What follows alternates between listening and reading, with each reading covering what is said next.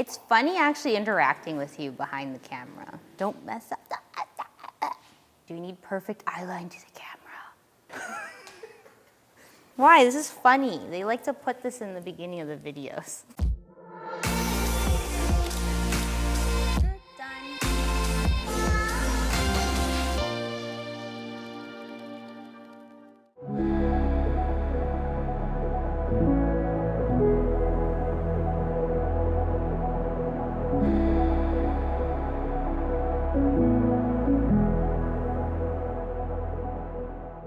What up, AFAM? Kitty here with the Televisuals, and today we're going to be discussing our creative process where we had a dancer, we had a light tunnel, we had a rain room. It was a lot of fun, so let's get into it.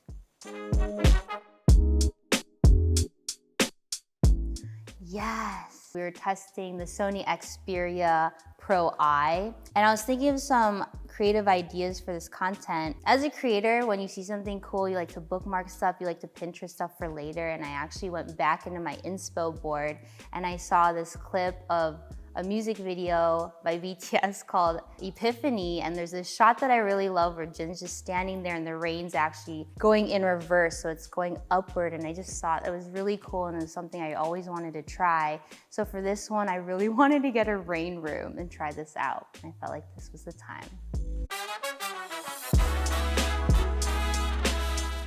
I just think dancers are excellent subjects to shoot. We actually had a deadline of a week to do this, so I was planning on doing like a little ribbon dance for the shoot, and I was gonna ask Brian to go in the rain room, but obviously that's not as good as having Taylor, who's actually incredible and amazing the way she moves her body.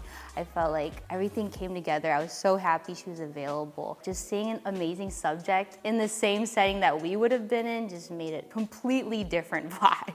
If you ever need to hire like an actor or a model, I suggest getting a dancer instead because they're just incredible with the way they pose and move about the frame, and any props you give them, it just looks so graceful and beautiful. I'm really happy. The tools we used to shoot it, we actually shot it completely on a phone. Crazy. We used the Sony Xperia Pro-I in 4K 120 for the most part.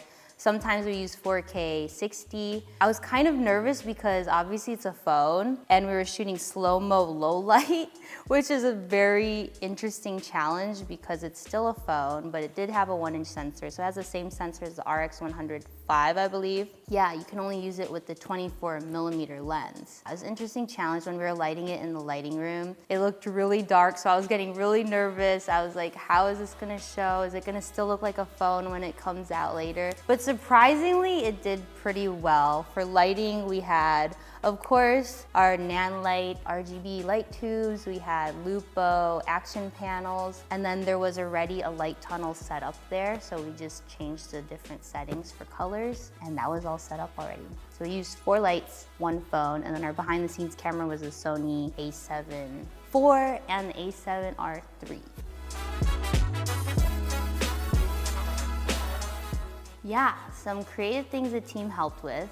Obviously, we had Taylor coming up with the most amazing choreo. She kind of just freestyled the whole thing, and what I just brought was the concept, the location, and just kind of the mood and the style. For this shoot, I wanted something more melodramatic, but beautiful, sad and beautiful mixed together, because personally, I just been feeling kind of stuck and burnt out, so that was the concept of the shoot. And I played some R&B tracks for her, and she just kind of vibed with it. She's never danced with ribbons before, so that was the first time she's ever used them, and she did incredibly well. Constantine brought his lighting game and put up the RGB light tubes that were pink and blue, and it turned out that Taylor looked like this kind of Greek goddess that was spinning around in artsy form. And we also backlit it. We also had like light tubes, not light tubes, the action panels like up high too. Originally I wanted to have an overhead lighting setup, but we couldn't do that because obviously it'd get wet. But yeah,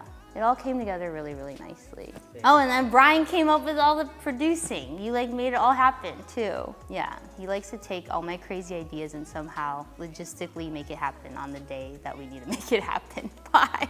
Usually you need more than a week to like cast people and get locations and props. But we did all of this in what, like 4 days? Pretty much 4 days, tight deadline.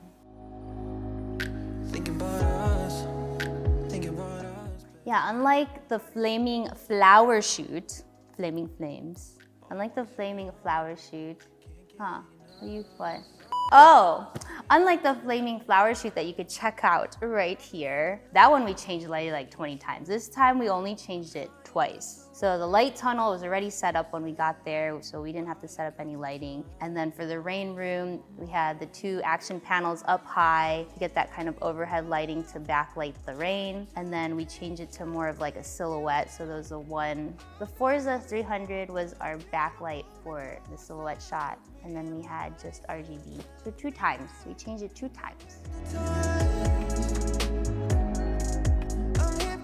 The hardest thing to coordinate for the shoot, I think, would have had to been the rain room because there was no lighting set up. There was no outlets there, so we had to figure out how to get some stingers that I rented because I didn't bring enough. And I was really concerned in the beginning, like I said earlier, because we were shooting on a phone, we were shooting 4K 120, you need a lot of light when you're shooting slow-mo, and it was already low light to begin with because the entire room is blacked out. So we pretty much had to light it with what we got. And initially, like looking at the lighting stuff, I was getting really worried that it was gonna be too dark and we weren't gonna pull this off. But yeah, thank God we had the 300 Forza that brought in enough light. I think we brought it up to like 85% for the key, put a Fresnel on it. No, wasn't 80? Higher than that, 100?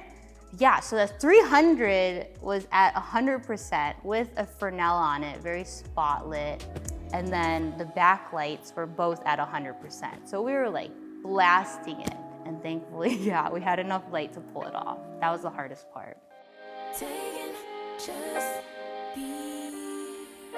Well, since it's been a long time since I filmed dancers, I've been so used to shooting kind of stationary subjects. So most of the time I do like my push-ins and push-outs and just like my basic movements, but I forget that you have to move with dancers, and Constantine was telling me to do some like transitions and pull it from the side and walk up this way and kind of like dance with them too. And that was definitely something that I forgot to do and I relearned again for this shoot. And it was a lot of fun at the end because it felt like I was grooving with them too and just getting into it and feeling the music.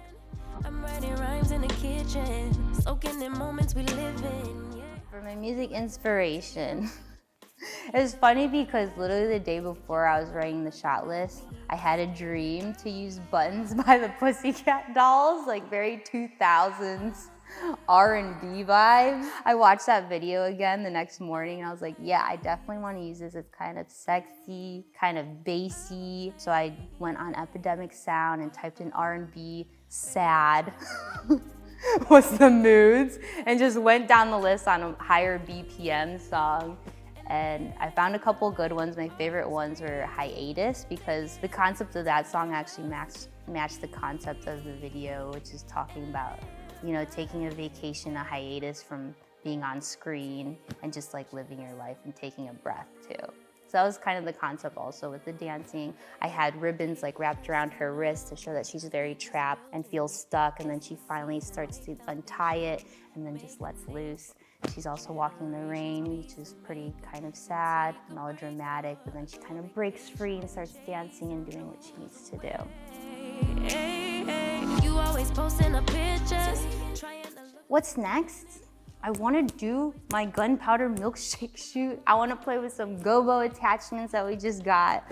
Some more like high contrast colored RGB. I want to play with a projector and I want to play with some gobos. That's what's next. And I still want to shoot my film noir. So there's a lot going on. We just got to make time for all of it. Okay, that's it. Hopefully you guys were inspired or at least entertained by this video. If you have a chance to shoot in a rain room, I definitely highly recommend it. It was a lot of fun, a good experience, and just nice visuals overall. It was a lot of fun to play in. Let me know in the comments if you have any questions, and I will see you next time when the video comes out, or check out the creative concept video up here and the first impressions of the Sony Xperia Pro-I. I will catch you on TikTok, Instagram, all the things. And make sure you're subscribed here first. Done. Hey, I ain't worried.